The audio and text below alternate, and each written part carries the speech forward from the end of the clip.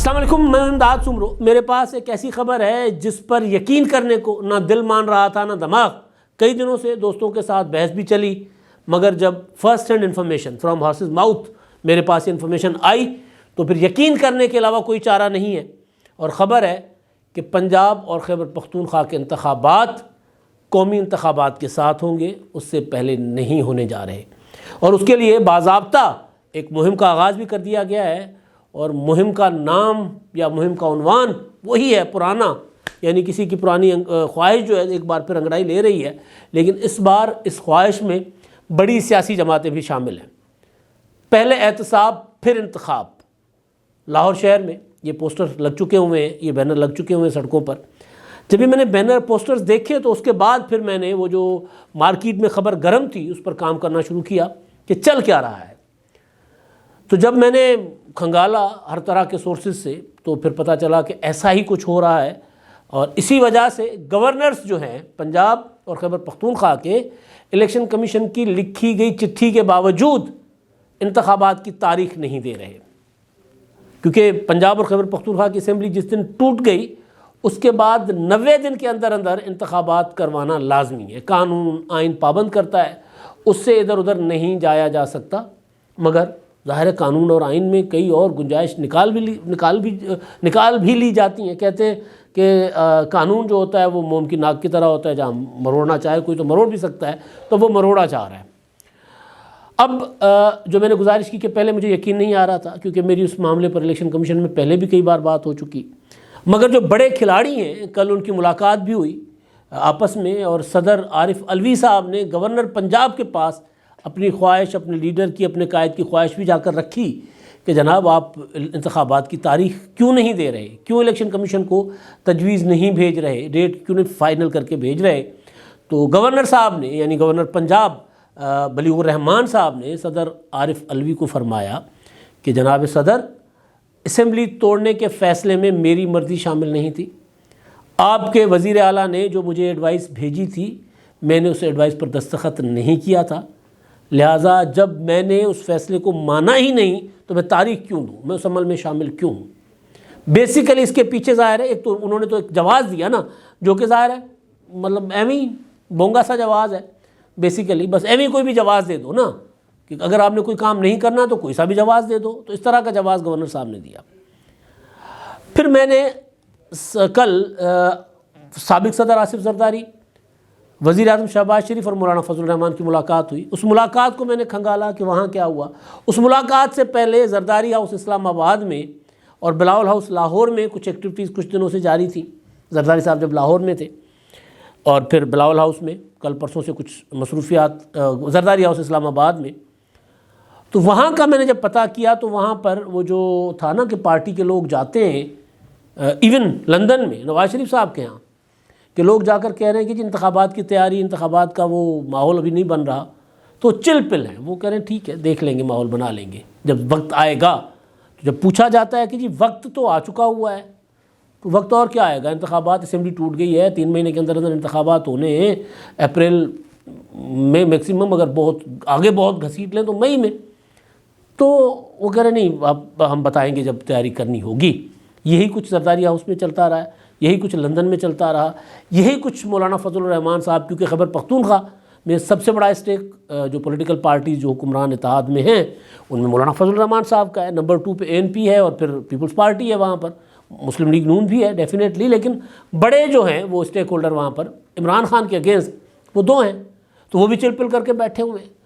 تو اب عمران خان صاحب ان کا تو کوتاہی خوں میں چلا گیا نا، خان صاحب نے اسمبلیاں توڑ دیں اس چکر میں کہ جی میں پاپولر ہوں، اپنی مقبولیت کے عروج پر ہوں، تو لہٰذا مجھے انتخابات ابھی مل جائیں گے۔ عمران خان صاحب کو انتخابات نہیں ملنے جا رہے، یہ صورتحال بن رہی ہے، ماحول بنایا جا رہا ہے۔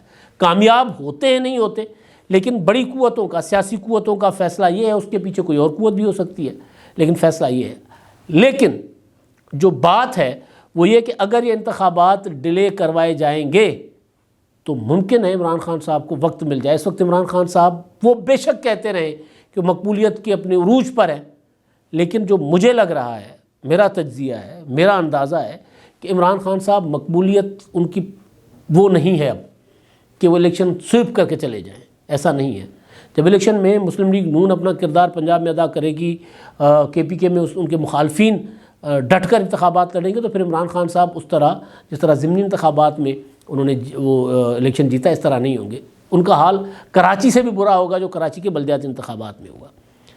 تو میں اس پر آتا ہوں کہ اگر انتخابات نہیں کروائے جاتے، ڈیلے کروائے جاتے ہیں تو اس کا نقصان کیا ہوگا. لیکن میں ابھی آپ کو صرف خبر آپ کے ساتھ شیئر کر رہا ہوں، اس میں میری رائے شامل نہیں ہے. الیکشن ڈیلے کرنے کے میں مخالف ہوں.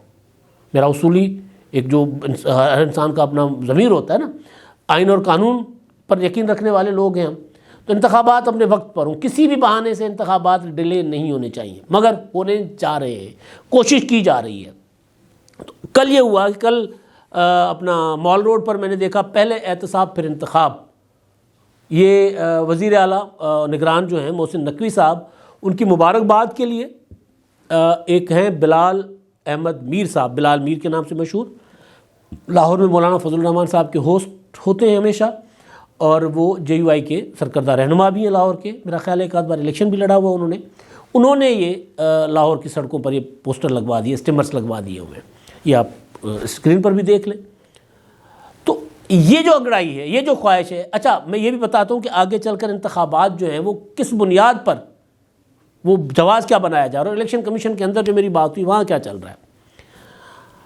اب یہ جو ہے نا پہلے احتساب پھر انتخاب، مجھے اچھی طرح یاد ہے کیونکہ ہر ایک سندھ میں ایک دادو جو پولیٹیکلی بہت زیادہ اویئر علاقے ہیں، اور وہاں پر بھی ایک سیاسی مطلب فیملی سے میرا تعلق ہے. میرے جو چچا تھے انہوں نے اسٹوڈنٹ پالیٹکس شروع کی ہوئی تھی، تو سارا دن گھر میں سیاست چلتی رہتی تھی، سیاسی بحث مباحث سے، گرفتار بھی ہوتے تھے، جیلوں میں بھی جاتے تھے، BBC پر روزانہ کی بنیاد پر MRD کی خبریں چلنا.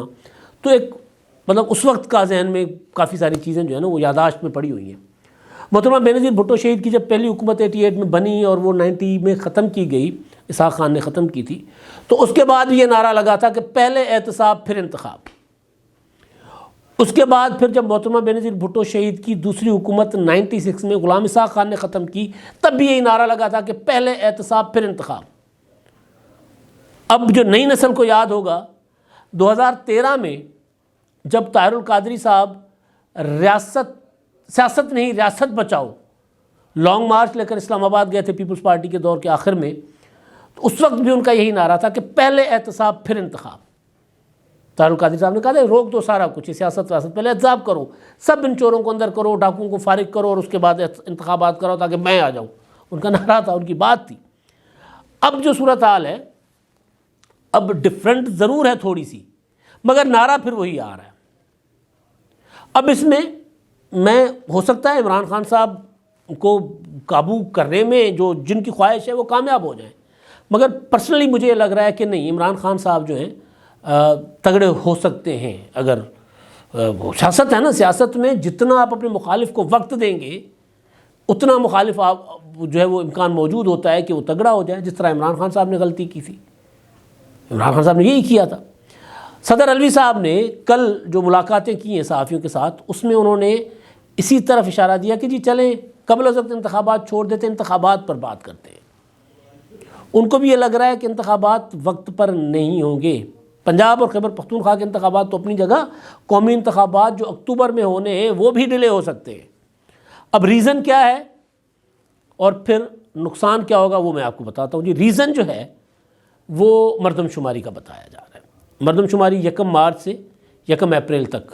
اب مسئلہ یہ ہے کہ کونسل آف کامن انٹرسٹ نام کا ایک آئینی ادارہ ہے جس کے فیصلوں پر عمل درآمد ہر صورت لازمی ہوتا ہے. ہمارے ہاں حکومتیں عمل درآمد نہیں کیا کرتی، لیکن جب کرنے پہ آئیں تو کر لیتی ہیں.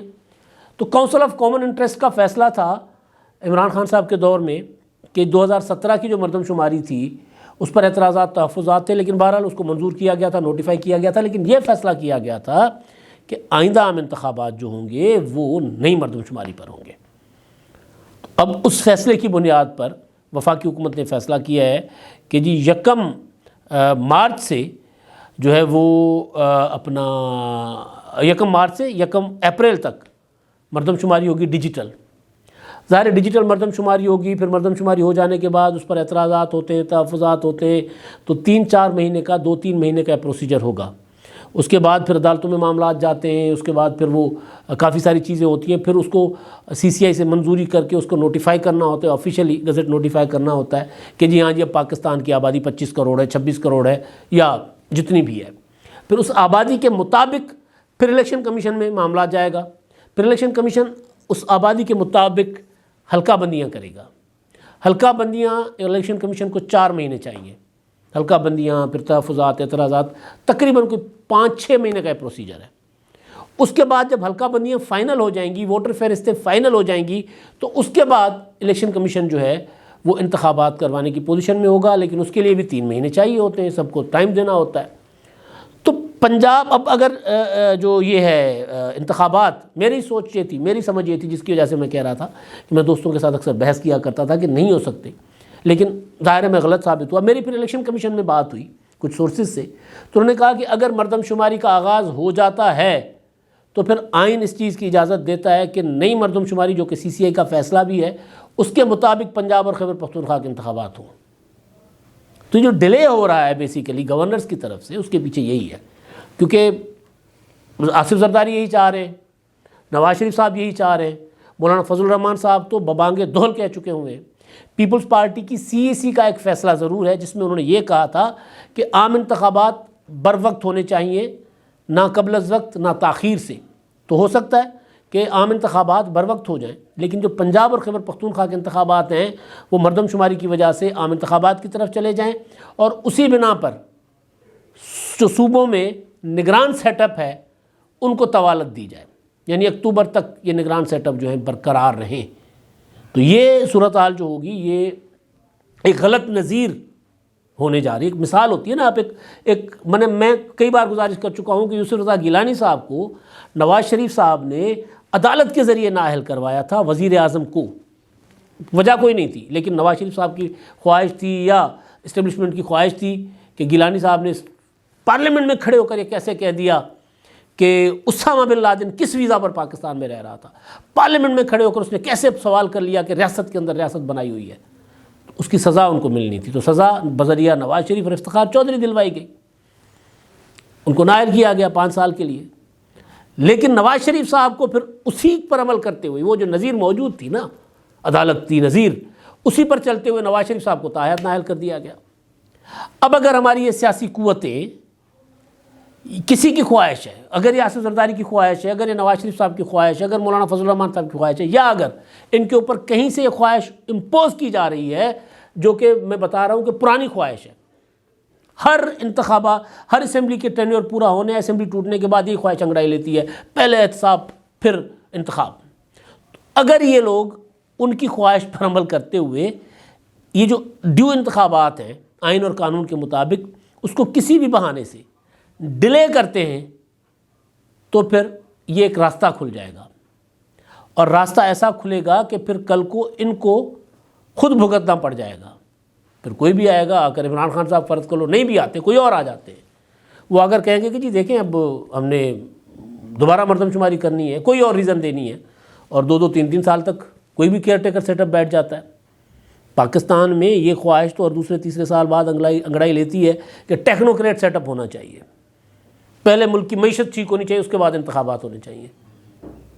تو یہ جس طرف اگر معاملات جا رہے ہیں ابھی، تو کیونکہ بہت یہ فیصلہ عمل درآمد کی فیز میں نہیں گیا، یہ جو انتخابات ڈیلے کرنے کا، لیکن اس پر بات چیت سنجیدہ مرحلے میں جا رہی ہے، ذہنوں میں یہ چیز آ چکی ہوئی ہے۔ مردم شماری اسی وجہ سے کروائی جا رہی ہے، تو مردم شماری ورنہ پہلے بھی کروائی جا سکتی تھی، یہ حکومت آتی مردم شماری کروا لیتی، آغاز کر لیتی کہ جی مردم شماری کر لیتے ہیں پہلے، اور مردم شماری کے بغیر تو آپ ملک کو چلا ہی نہیں سکتے۔ ہمارا المیہ یہی ہے، کراچی 3-3.5 کروڑ آبادی کا شہر ہے، اس کو 1.25 کروڑ کے مطابق ملتے ہیں وسائل، کیونکہ فیڈرل جو ڈویزبل پول ہے اس سے سندھ کی پوری آبادی کے مطابق پیسے ملتے ہیں نا۔